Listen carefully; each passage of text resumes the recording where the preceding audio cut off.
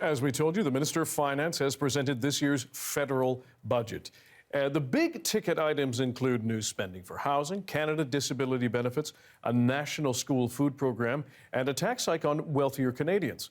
Andrey Pavlov is a finance professor at Fraser University and joins us now. Andrey, thanks for being here. One of the surprising announcements was the plan to convert federal land and infrastructure to housing. What do you make of that plan, first of all?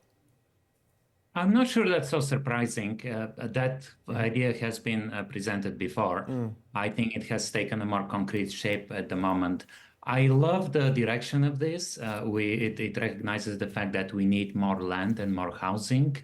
I'm not sure it goes far enough. So, for example, the budget mentioned that in the first wave, there will be land for 800 properties. Now, 800 properties compared to the 4 million that, or 3.9 million that we need to build, that obviously tells you that the current plan is very, very minuscule. But at least it's in the right direction. Yeah, and it would depend on how many units, if they are going to be building units on those former federal lands would be able to fit on there. The budget will hike also, as we mentioned, capital gain taxes paid by wealthier Canadians and corporations to collect an estimated $19 billion in new revenue. Lots of new spending in this budget. How do you think this will impact housing developments?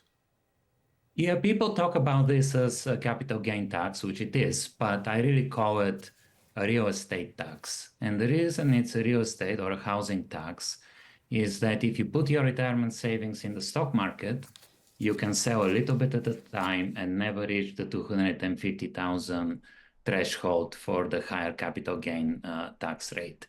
But if you buy even a basic single unit and rent it over 10 or 20 years, that unit surely is gonna appreciate more than the $250,000 dollar limit. So this tax, the way it's designed right now, it really will capture most real estate investments.